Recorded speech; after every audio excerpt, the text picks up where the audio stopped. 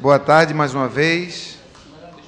Vossas Excelências, vereadoras e vereadores, boa tarde, senhor presidente, colegas da imprensa, as pessoas que nos assistem na internet e Vossas Excelências, patrões e patroas que vieram acompanhar nosso trabalho a partir das galerias. Eu volto a um assunto que tem sido uma das tônicas do nosso mandato, é a necessidade de a gente tratar a comunicação com a importância que ela merece. Tenho vindo aqui à tribuna durante muitas vezes para falar particularmente do exercício do trabalho dos jornalistas, que tem sido cada vez mais difícil na nossa cidade. A gente tem um histórico de um controle quase que oligárquico dos meios de comunicação por poucas empresas, muitas delas sob controle de empresários e ou políticos, e a gente tem visto nos últimos anos acontecendo cada vez mais o sucateamento dos poucos veículos de comunicação que nos restam. A gente vive numa época em que qualquer pessoa hoje posta o que quiser no Facebook, no WhatsApp, qualquer pessoa, qualquer abestalhado faz um vídeo no YouTube e diz o que quiser, sem nenhuma necessidade de comprometimento com a verdade. Mais do que nunca, o jornalismo profissional é fundamental para que a gente possa discernir o que é reportagem do que é boato.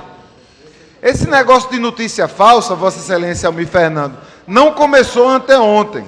As notícias falsas, as informações caluniosas, sempre existiram na humanidade. Mas hoje, mais do que nunca, com a possibilidade de se difundir palavras com muito mais facilidade, vem também a necessidade cada vez mais de nós precisarmos, de nós demandarmos, de nós estarmos sempre querendo saber o que é reportagem, o que é informação, de onde vêm as notícias, quais são as fontes e quais são as fontes das fontes. Para isso é preciso que haja um jornalismo comercial comprometido principalmente com a transparência, já que a gente sabe que a imparcialidade é uma lenda, a imparcialidade é uma questão que não existe ao ser humano. A gente precisa de veículos fortes e a gente precisa de veículos transparentes. E aí eu faço essa referência ao desmonte que está ocorrendo hoje do Diário de Pernambuco, o jornal mais antigo em circulação em português da América Latina, uma referência para muitas pessoas que estudam e que fazem jornalismo hoje, e que na última semana demitiu simplesmente 1/3 da sua equipe de jornalistas. De aproximadamente 90 profissionais, demitiu aproximadamente 30.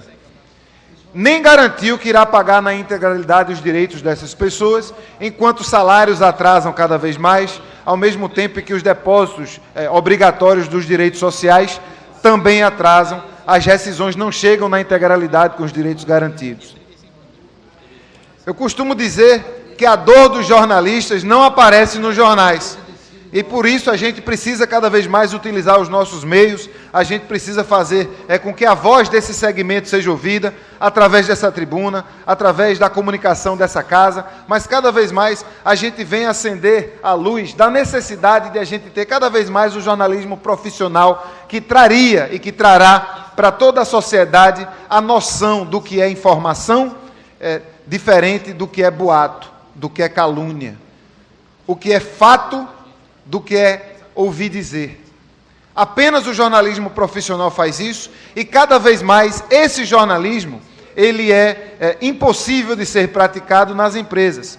Você vê o exemplo do Diário de Pernambuco, que era controlado pelo condomínio associado, passou para um grupo empresarial que até hospital tinha e agora faz parte dele um grupo político, dos irmãos Randes, um deles filiado ao partido que era o PSB, agora parece que vai mudar de partido, mas um cabo que milita politicamente e utilizou o veículo Diário de Pernambuco durante muito tempo também para defender o governo e a prefeitura.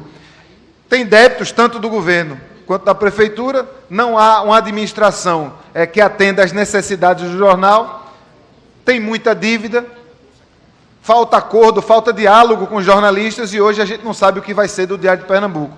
É um jornal que a gente não sabe nem quanto tempo vai durar. Quem demite 30, já demitiu outros no início do ano passado, já demitiu durante o ano e não vem pagando em dia, não vem garantindo os direitos dessas pessoas que trabalham no jornal. Ao mesmo tempo, faço uma referência positiva a uma experiência de jornalismo que cada vez tem dado mais certo aqui no estado de Pernambuco. Uma experiência que se chama Marco Zero Conteúdo. Um grupo de jornalistas, curiosamente ou não, a maioria deles e delas já atuou no Diário de Pernambuco e em outros veículos, já ganharam prêmios por todo o Brasil e dedicam-se hoje a fazer jornalismo independente. Um jornalismo difícil de ser feito, porque falta também financiamento. Seria cada vez mais importante que as pessoas que costumavam assinar os veículos da mídia comercial comecem também a proporcionar sustentabilidade financeira desses veículos independentes, desses coletivos de mídia, que têm garantido à sociedade as reportagens que a gente sempre precisou. Elas jamais viriam através do jornalismo comercial, e é preciso para a gente a tranquilidade de perceber isso. Apenas um coletivo de jornalistas independentes, como é o Marco Zero, tem a coragem e a potência para fazer a matéria que fizeram, que foi divulgada na última semana, dizendo do débito de 346 milhões de reais de IPTU que nós temos apenas na região central do Recife. 346 milhões de reais, Vossas Excelências, é mais ou menos o que a Prefeitura espera apurar em toda a cidade durante todo esse ano de 2018 com o IPTU. São débitos históricos que a Prefeitura não executa. Um dos exemplos de imóveis que devem por exemplo, o edifício que fica na Praça da Independência, onde hoje está a ocupação Marielle Franco. Mais uma oportunidade, inclusive, para a Prefeitura, para realizar alguma ação que garanta o direito à moradia em detrimento do direito à propriedade. A própria Constituição Federal já é muito clara quando ela diz que o direito à propriedade ele não é um direito maior do que a função social do imóvel. A gente tem na ocupação Marielle Franco uma ocupação de 200 famílias, num prédio que está abandonado há mais de 20 anos, que deve quase 2 milhões de reais de IPTU, o que dá à Prefeitura uma oportunidade de fazer a execução dessa dívida e garantir que esse prédio seja um exemplo numa nova política habitacional. A Organização Habitat para a Humanidade, inclusive, ela denota, numa pesquisa que ainda não foi nem lançada, que 42 imóveis, apenas no bairro de Santo Antônio, estão na mesma situação. Imóveis abandonados há muito tempo, que poderiam estar servindo por uma nova política habitacional. E aí eu lembro que quando a gente pega 42 imóveis numa área tão especial da cidade, e a gente dá a eles um outro uso além do abandono, a gente não está só fazendo política habitacional. A gente está fazendo política habitacional, sim, numa prefeitura que praticamente não tem política habitacional. Mas a gente está também dando àquela área o desenvolvimento que ela precisa. A gente está trazendo para aquela área justiça tributária. Porque quando a gente tem um débito de mais de 300 milhões de reais de IPTU na mesma área, a gente está sobretaxando os imóveis que estão pagando IPTU na mesma área.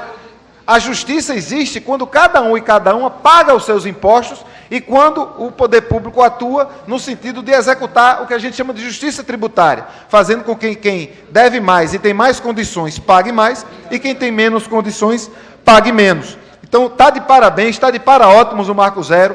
Nenhum outro veículo de informação que não fosse independente, que não tivesse sob a égide do mercado ou do governo, teria as condições para fazer uma matéria como essa. Uma matéria que peita a Prefeitura, uma matéria que peita o mercado imobiliário. Curiosamente, dois dos maiores anunciantes da cidade do Recife. Apenas o jornalismo sério, independente de uma organização como o Marco Zero, há muitas outras, poderia trazer para a gente essa informação. Uma informação tão importante, em que a gente sabe que 346 milhões de reais são devidos, e não é dessa gestão, isso é histórico no Recife, e as prefeituras, uma atrás da outra, não executam essa dívida e nem trazem para a Câmara um projeto, por exemplo, de IPTU progressivo que possa regulamentar o plano diretor no sentido de facilitar essa retomada desses imóveis ociosos. Eu tenho certeza absoluta que esse dispositivo do IPTU progressivo estará no plano diretor, que a gente espera que chegue nessa casa ainda nessa legislatura. Deveria chegar esse ano, a gente acha que os prazos estão meio apertados, mas a gente quer que chegue, a gente quer debater. condições para que a regularização da retomada de imóveis que estão ociosos seja uma coisa mais simples, para que a gente tenha cada vez mais pessoas morando em lugares que estão hoje abandonados. Eu vou encaminhar para o encerramento da minha fala, lembrando que ainda no campo da política habitacional, eu estive hoje no Ministério Público, convidado pela comunidade do Pilar, que está hoje um pouco assustada, porque o projeto que devia ter já terminado, o projeto de requalificação do bairro do Pilar, começou em 2008, está muito tempo parado, e hoje as informações da Prefeitura que chegam lá conflituosas. Então é importante dizer que houve essa audiência no Ministério Público, que a Prefeitura, de acordo com o acordo com o Ministério, tem 10 dias para dizer os moradores que precisam sair das áreas onde vai ter uma obra agora com mais urgência. A URB e a Caixa Econômica precisam negritar para as pessoas que aquele Minha Casa Minha Vida, como é que vai ser, se vai ser pago, se não vai ser pago. É preciso que a Prefeitura faça um plano de desocupação, é preciso que haja um acordo também sobre o mercado, o mercado público, que tinha sido promessa... Deixa ele. Tem dois aqui. Tem dois. Que tinha sido promessa, mas eu preciso terminar minha fala, Vossas Excelências, que tinha sido promessa lá de quando iniciou o processo de qualificação e hoje é uma dúvida. Então a promotora Betina Guedes recebeu a comunidade, recebeu a Prefeitura, fez encaminhamentos e o nosso mandato vai acompanhar cada um deles.